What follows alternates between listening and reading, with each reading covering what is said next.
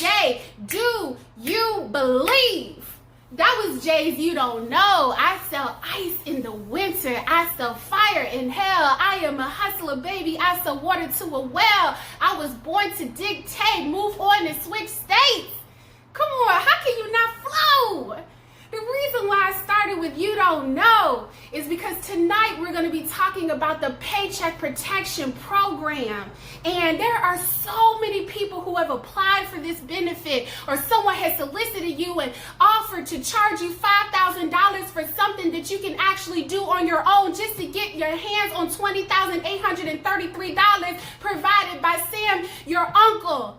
Today, we're going to have an honest and transparent conversation about how you can apply for the PPP, why you may have been denied for the PPP, and how you can get your hands on money that you help fund through your tax dollars. Now, I want you, before we even walk into the essence of this conversation, to embrace Jay-Z ideology of I will not lose. As entrepreneurs and business owners, we are tasked to do two things. We are tasked to win, or we are tasked to learn, right? Let me say that one more time for the people in the front and the people in the middle and the people in the back. As business owners and entrepreneurs, we have been tasked with two things, and that is to win, and that is to learn. You win, you learn, and the only way you lose is if you quit. I read in my comments that people have been denied one time. They have been denied 2 times. They have been denied 3 times. And some of you all are looking at that last PP application and thinking that this $20,000 is not for me. I want you to embrace this ideology that was a lesson and not a loss. And today we're going to talk about how you can get approved for a forgivable loan that turns into a grant in less than 24 hours. Professor Keys, how do you know that I can do this in 24 hours? Because Professor Keys, your good old professor, did that myself. And so I know such is possible because I just did it last month, honey bunny. And we have, according to President Joe Biden, until the end of next month to make sure that we get our coins in order, right? That they can throw some D's on that B, but B stands for bank account, rich boy. Throw some D's on that B, just buy some inventory. Y'all, let me tell y'all something. I'm feeling myself today. Just a little bit, just a little bit. So, this live is going to be broken down into 3 categories. We're going to be talking about how you can get ready for the PPP loan, the qualifications that a lot of people miss while you're progressing through the application, and then we're going to talk about how to submit the application and what is the timeline that you should expect for a response. And then finally, we're going to talk about next steps. If you're watching this live and you hear some eligibility requirements that push you out of the realm of this potential opportunity, then what is your best next step? All right? So let's go. First, may I say that as of March 28th, I know we're in April, the SBA has awarded 3.6 million loans totaling $212 billion. Let me say that one more time, because we've been saying billion associated with Kanye, Yeezy, whatever his name might be, but as of March 28th, the SBA has awarded 3.6 million loans that total $212 billion. And small businesses like Shake Shack, small businesses like Ruth Chris, small businesses like Joel Osteen have been competing with the likes of real small business entrepreneurs that are simply trying to make ends meet because they have to go to work every day and hustle for a separate but unequal paycheck. If you do not take advantage of the Paycheck Protection Program, what you're saying is that you are okay with giving your tax dollars to people who are undeserving of the hard-earned taxes that you pay every single time you make a purchase and every single year around April 15th, May of this year. The PPP is your opportunity for the government to pay you the check that they should have paid your ancestors a long time ago. Do not be walking into Shake Shack eating a hamburger because they kept their doors open while you're crying because your business closed. The PPP. Listen, so let's talk about how you can get ready for it, okay? Let's talk about how you can get ready for it. One, I want you to understand that you can submit this application yourself. One of the biggest reasons why I have not entertained any one-on-one consulting sessions, because when I say is that if you have the information in order to complete your PPP application, this is a process that you can complete in less than 20 minutes. If anyone is saying that they will complete their your application for you for $1,000, $2,000, $20, they're overcharging you for what you are capable of doing for yourself when you have the information. Do not swim in a ocean of knowledge and drown in ignorance. So I want to start with, you can do this yourself. I've seen entrepreneurs do it and I've done it, okay? 2, I want you to understand that when you are completing this application, if you are curious about the questions that will be asked of you before you visit a lender site, know that you will be completing SBA Form 2483. 4 lives ago, we walked through the different questions that are on SBA Form 2483, and what that does is that helps you prepare to collect all of the answers that you need in order to finish this application before you even visit a lender's website. You know, have you ever gone to a scholarship application or a job application and clicked through all of the questions but didn't press submit because you wanted to prepare your answers on your time? If you want to do that, you want to Google SBA Form 2483. Next, and this is extremely important because this is the number one question that I get on my YouTube channel and the number one question I get in my DM. Do not fill out a Paycheck Protection Program application on a lender website that states that they are only accepting line 31 applications. Why is this important? The Paycheck Protection Program is for those small business entrepreneurs who have demonstrated that they have earned net income and gross income, okay? Some lender applications are only open for those entrepreneurs who are reporting their net income. And the issue with that is that your loan application amount is going to be lower. Why? Because your net income is how much you spent after you deducted expenses. So there are lenders like Bank of America right now who absolutely are stating they want to help entrepreneurs, but a lot of Black entrepreneurs specifically grossed more income than they netted. And what that means is that you earned more money before you started paying for things like inventory, your phone, your laptop, your cell phone bill, you know, whatever leasing agreements that you might be in, whatever consultants that you paid in order to advance your business. You want to make sure you only complete an application that gets to how much money you made before you paid your bills and before you roll off those tax qualifiable expenses. And this is important because there are a number of lenders right now that are only asking for net. And once you submit your application for net income, you cannot go back and retract it. Okay? So that's important for you to know up front. Next, let's talk about qualifications. So the first thing is, this opportunity is for businesses that were operating and earning income before February 15th, 2020. Let me say that for you one more again, because this is the number one question that folks ask. If I started a business in August 2020, if I started a business in February 2021, if I started a business yesterday, Professor Keys, because you was preaching the LLC philosophy, can I qualify for this money? And here's your answer. No, you do not qualify for this particular opportunity because your business is too new. The Paycheck Protection Program is for businesses that lost income because they were operating in 2019 and the beginning of 2020 and the pandemic hit, and because of that, their business operations were interrupted. If you're watching this live and you have a new business, I still want you to tune in because I have other opportunities, funding opportunities that may be available to you. But it's important for you to know that if you got denied because you started a new business and you attempted to get this opportunity, that's why you got denied. Your business was too new. Second, types of businesses, right? Types of businesses. I just saw someone ask a question about nonprofits.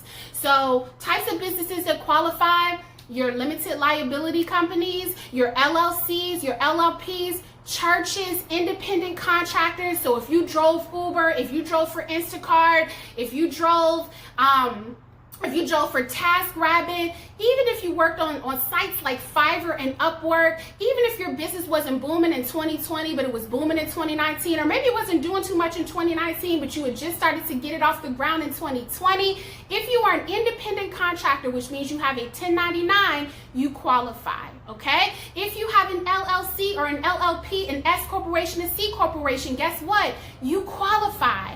If you are a sole proprietor and you never filed any paperwork with your state, okay? You just filed your income on your taxes, you qualify. And finally, if you are a nonprofit organization, so if you are 501c3, 501c4, you qualify for this particular opportunity. So essentially, if you are doing business, if you are selling products or services to other people and you are earning income that you are willing to report on your tax paperwork, then you qualify for this opportunity, okay? All right, so let's keep going. So next, they're going to ask you if you ever received the Economic Injury Disaster Loan or the Economic Injury Disaster Loan cash advance. It's important for you to know the difference between EIDL loan and EIDL cash advance. Some of you all received the $10,000 cash advance from the U.S. Small Business Administration, or you received at least $1,000 per employee. That cash advance is not a loan. So when they ask you if you got any EIDL loan funding, and you got a cash advance, do not click yes. A loan is something that you have to pay back, but a cash advance would have been wired to your bank account and you would not have had to approve that funding before it was deposited into your account. So a lot of entrepreneurs have been disqualified because they said they received a loan when indeed they received an EIDL cash advance, okay? So next, and this is one that's a little controversial, and it's one that I don't agree with, but a lot of entrepreneurs have run into this issue, okay? So for the Paycheck Protection Program, some lenders are requiring that you have a business bank account. Now, in the original legislation, there was no specific requirements that said that you had to have a business bank account in order to qualify. So there have been some individuals that have met a lot of qualifications, but because they did not have a business bank account, their loan application was denied. In order to avoid that, here are 2 tips for you to consider. Either apply with the financial institution for which you already have a business bank account, or I want you to find a community development financial institution in your area and submit your Paycheck Protection Program application with them. Those are the 2 ways that you get around that. 1, financial institution, you'll already have a bank account. And 2, if you're a sole proprietor or an independent contractor, so that means you drove Uber, okay? You had an MLM, so you sold Avon, so you don't have a business bank account. You deposited all of your business earnings into your personal bank account. Community development financial institutions have been constructed in order to help sole proprietors and entrepreneurs in that circumstance navigate the PPP application successfully. Okay, so how do you find a community development financial institution? At ofn.org / okay, CDFI network. Okay, so I want you to go ahead and do that. A lot of online lenders, so I'm seeing people mention Womply, I'm seeing people mention PayPal Business. Some of these online lenders will use your personal bank account, and a lot of them will say you have to put a business bank account, okay? So you want to make sure that you know what that is before you apply. Second, this is also not in the legislation, or rather third, this is not in the legislation, but a lot of lenders are starting to put together their own rules and requirements. A lot of applications are asking for your employer identification number, okay? So employer identification number. For some sole proprietors, you have only done business under your social security number, right? And that is not illegal. As a sole proprietor, you can do business that way. If you are selling Avon, if you are selling Flat Tummy Tea, you can do business under your social security number, and there's nothing illegal about it. But some lenders are requiring you to put an EIN or a DBA, which is a doing business as. Again, in order to get around having to provide this requirement, which is by law, really by the legislation, illegal, is you want to find yourself a community development financial institution or an online lender that will accept that your business name is your legal name, right? So then my business name would be my first and my last name and not necessarily the Black Upstart, right? Or Skillhouse U. So you want to make sure that you're finding the lender that is aligned with the type of business that you run, okay? Super important. A lot of people have been denied for that. All right, so let's keep going. So that's a way for you to kind of prepare before you actually submit the application. Go to their frequently asked questions and let's recap. See if they require a business bank account. See if they require an employer identification number. See if they require a DBA, so doing business as, and see if they are asking about what type of business you are, okay? Now, the last thing is, some of you all will say, well, I can just get an employer identification number for free right now on irs.gov. That's true. Employer identification numbers are absolutely free. But here's the issue. If you get an EIN in August 2020, but you state that you were in business in 2019, your application might get denied because they will look at the EIN as you going into business in August 2020 despite you making sales in 2019. So if your EIN was not filed before February 2020, find a lender that is willing to accept your social security number, okay? So that is CDFI. Someone said, what is the CDFI link again? ofn.org. And when you get to their website, you want to look for CDFI locator. All right. So let's keep going. All right. So here's how you submit for the application. Okay. So first, a lot of people have been disqualified because they did not take a clear picture of the front and back of their driver's license. So this is an administrative error. And because a lot of lenders right now are overwhelmed with emails and phone calls, if they cannot tell who you are by the driver's license that you upload onto the site, they will automatically deny your application because they cannot verify your identity. So when you take a picture of your driver's license, front and back, make sure that it is perfect. Make sure that it's crystal clear, okay? So I want you to do that. Second, Schedule C's, all right? Number one, thank you, Junie. Someone put it up there, ofn.org/CDFI-locator, okay? So, and yes, this is applicable for 501c3s. So for Schedule C, all right, Schedule C's. Your Schedule C is the tax paperwork that is required in order for the lender to determine your loan amount. And if you are an entrepreneur that has no employees, they should be taking your gross income, dividing it by 12, and multiplying it by 2.5. All right, so that's 2.5 months of income that they will provide to you in a forgivable loan. They determine what that amount is, not by what you tell them, but what you're willing to report in the to the IRS. Couple things, okay? If you filed your taxes in 2019 as a sole proprietor, okay, so as an entrepreneur that has no employees, you want to find your Schedule C Form 1040 profit loss form. Say that 10 times fast. Jesus, woo!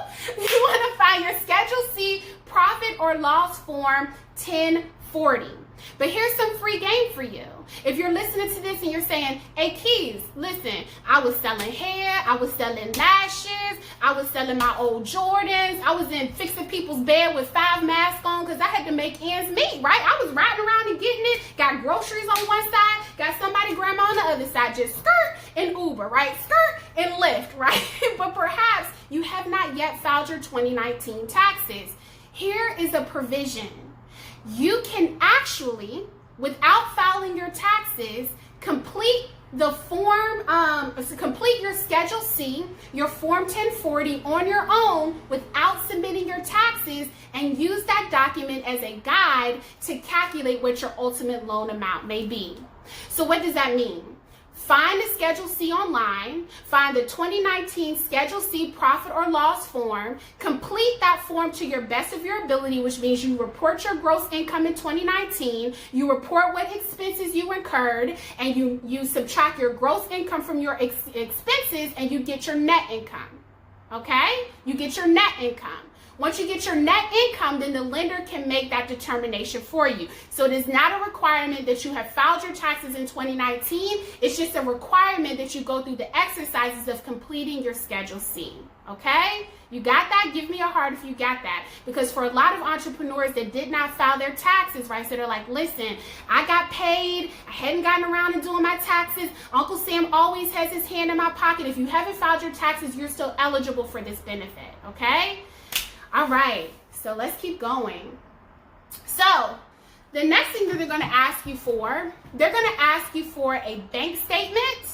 And that bank statement, the two bank statements that you're going to have to provide is a bank statement in the month that you apply. So if you apply in April, they're going to ask you for a bank statement in April. And the reason why they're going to ask you for April 2021 bank statement is because they want to know that you're still in business and you're making sales. Because this opportunity is only for businesses that are still operating. And the great thing about small business entrepreneurs is that as long as you're still hustling, as long as you're still attempting to make a sale, as long as you haven't contacted your state and told them to shut down your business, guess what? You're still open, right? You're still open even if you're not making any sales, all right?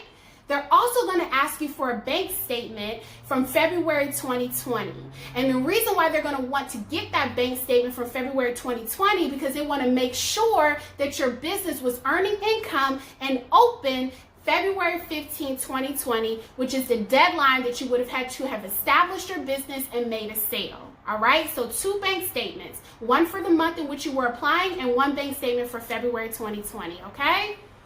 So let's keep going. And again, y'all know I see some really nice people offering to help in the comments section, but you can do this yourself, okay? You can get through this application in 20 minutes, right? How do we start this live off? We started this live off by rapping with Jay-Z. You either win or you learn. The only way you lose is if you quit, right? And the only way you're out of money is if you pay somebody to do something that you can do yourself.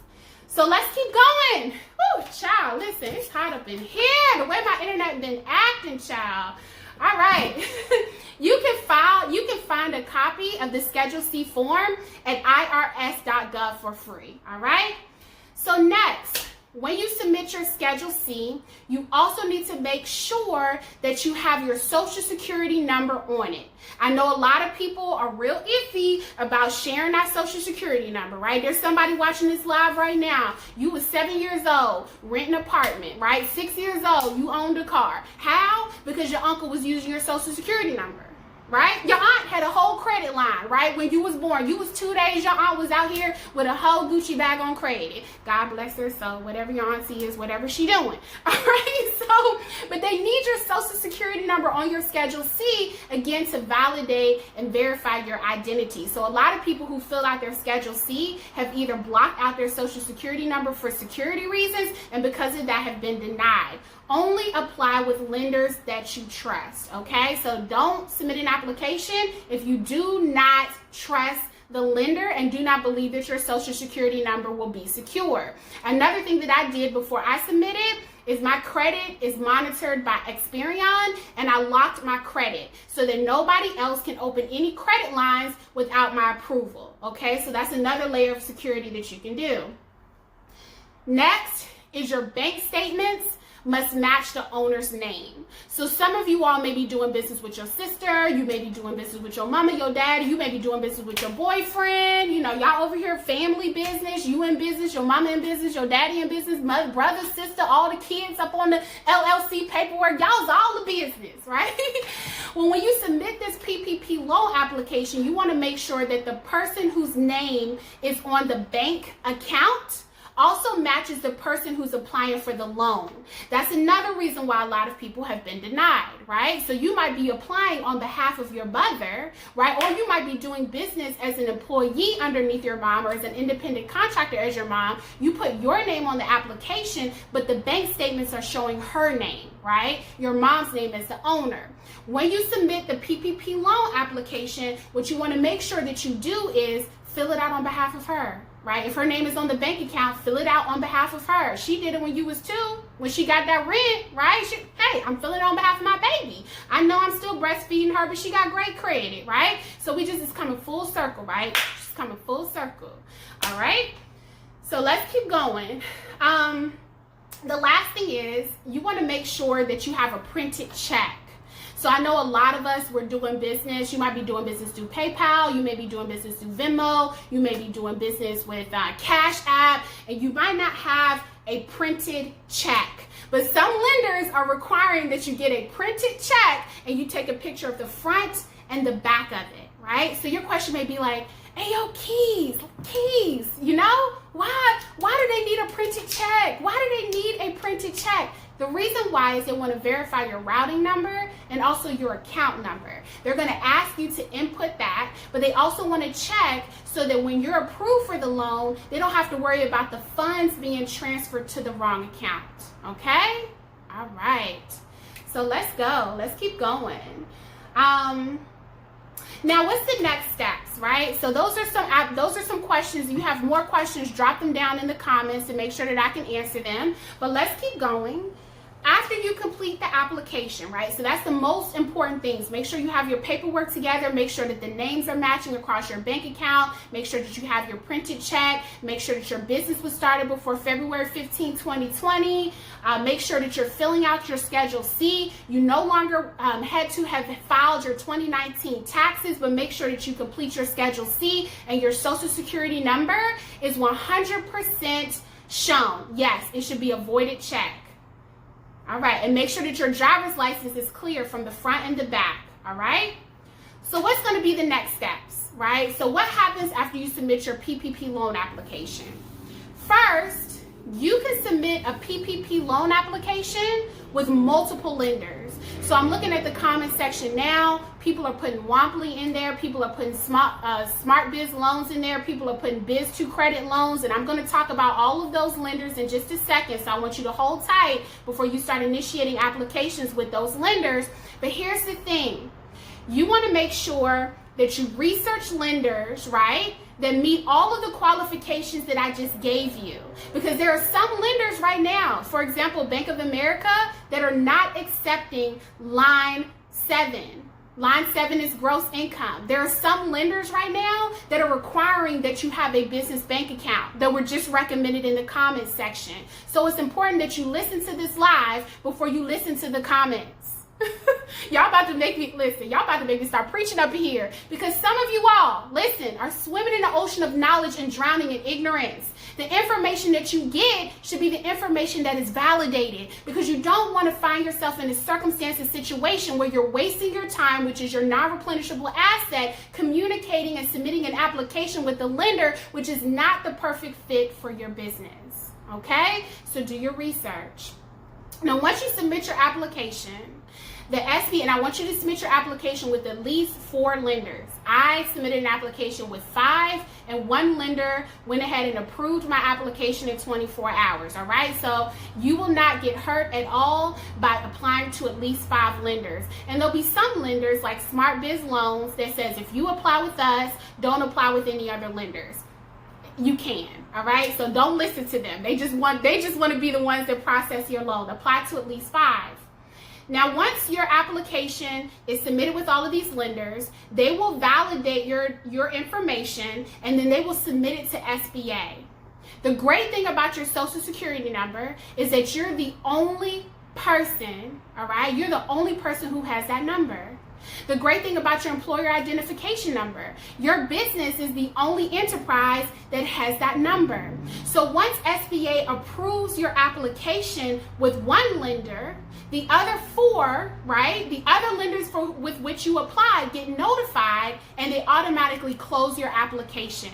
That's why you should submit with multiple applications, because there is no chance that you will get approved for all 5 that you submit. SBA will assign you a number. That number will set aside the funds for which you are approved. Your lender will be notified, and they will wire that money to your account.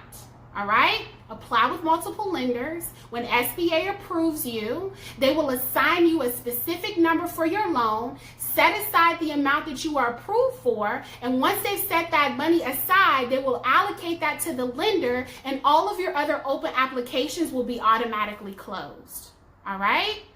So, which financial institution should you consider? right? So what matters? Which financial institutions should you consider? A lot of the larger banks, the Bank of Americas, okay, the JP Morgan, so like a lot of the larger banks who have great name recognition are struggling to update their application to include line 7. So what you want to do is go investigate. It costs you nothing to initiate an application with them. All you have to do is create a username, log in there, start their PPP application, and I want you to see if they have line 7, line 31, if they require a bank account, if they require an EIN, all right? So I want you to do that with the major banks first. Second, I want you to go to the community development financial institutions, and I want you to ask those same questions. If you have applied through Bluevine, so I did a video about Bluevine. The thing with Bluevine is you want to make sure that you're willing to work with the lender with whom they are partnered, and that is Cross River Lenders. All right. So when you apply with Bluevine, if you are approved, you will get an email confirmation and you will get communication from Cross River, which is their lending partner. The thing about Bluevine is Bluevine does not allow you to let your application sit for a number of weeks. So when you initiate your application with Bluevine, you want to make sure you complete it within at least 1 week or 7 days, okay? Next is Biz2 Credit. All right, so Biz2 Credit, I did submit an application, full transparency, with Biz2 Credit, and that one is the one that processed my loan application in just a day. But here's the thing with Biz2 Credit. Biz2 Credit is going to ask you for an employer identification number, okay? But they are working with line 7, which is your gross income. If you get approved for a loan, their lending partner is Itria Ventures. So a lot of people get confused by that. Right? The person with whom you apply is going to be partnered with the lender that might have a separate name. The only lender that I would not recommend right now is Cabbage. Cabbage just got acquired by American Express, and they have changed their name to K Holdings, and their customer service right now is trash. And a lot of people who submitted loan applications with them are unable to get in touch with customer service. Their loan application has not been processed. And even though the application is easy, more than likely it will not be processed before May. Okay, so if you want to apply at your own risk. But here's the advice that I'm giving you. You want to make sure to apply with at least 5 lenders. So if that is SmartBiz, Biz2 Credit, Bluevine, PayPal, Bank of America, here our CDFI is WAKIF, so Washington Area Community Investment Fund, which is in Washington, D.C. If you need to apply with all 5, just remember, you will only be approved and funds allocated to one. So never think that you have to apply with just one. Now, if you listen to this live and you're like, Keys, and Biz2 Credit is Biz, the number 2, and credit. Biz2 Credit, Smart Biz Loans, okay? Bluevine is another one. Bluevine, PayPal, you can apply for a PPP through PayPal. I highly recommend major banks and community development financial institutions. Maybe even try out your Black-owned bank. So Industrial Bank here in DC, hey, maybe they can help you with a PPP application. So, the last thing that I'll say is that if you have not, if you have applied for a PPP and you have determined that you are not eligible, okay, you started your business in March 2020 and unfortunately you are not eligible. There's a couple things that I want you to look out for.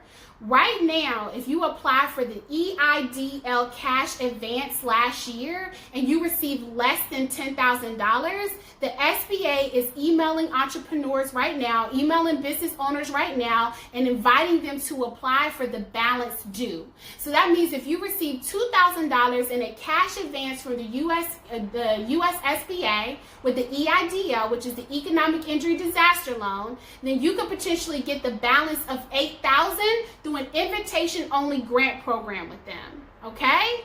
So that's another thing, EIDL cash advance second draw. How do you find out information about this? Type in targeted EIDL grants, okay?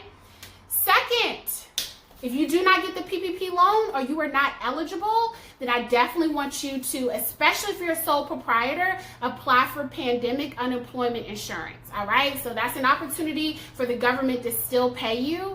You can still continue to work and operate your business, right? You're gonna have to report your income, but it's a way for you to still get resources, even though it will not be a forgivable loan. And then the last thing I want you to do, because it is a tax year, is that if you were, let's say you started your business in April 2020, May 2020, though you may not qualify for the Paycheck Protection Program, I want you to make sure that you count your tax write-offs and count your losses. If you were on my live last Wednesday, y'all already know that I went ham on everybody, right? So if you have a business, there should be no reason why you were paying taxes unless your income was substantial. So that means any business that's earning less than Amazon, which is usually all businesses, right? You need to make sure that you're tracking expenses like your cell phone bill, your laptop, your office equipment, your home office, your cell phone. You want to make sure that you're tracking every single expense that you incur in order to do business, and you want to put those on your Schedule C this year. If anybody has learned any lessons about all of the free money that was given away through the Paycheck Protection Program, is this: it is important for you to get your business affairs in order. If you do not have a business bank account, now's the time to get one. If you do not have an employer identification number, now is the time to get one. If you feel like you need to be on record with the state as a doing business as or as a limited liability company, now is the time to do that. And the reason why that is that every single expense that you incur with every single one of those actions, with the exception of the EIN, you can write off on your taxes. Okay? So with that being said, y'all, that is the live today. I promise you I'm going to have a frank conversation with Comcast, and I'm going to ask them why my live kept pausing today when I paid for the most powerful internet. But this is what I want to leave you with. I want you to know that you either win or you learn. The only way you lose is if you quit. Until next Wednesday, y'all, I love you and best of luck with the PPP. Bye-bye.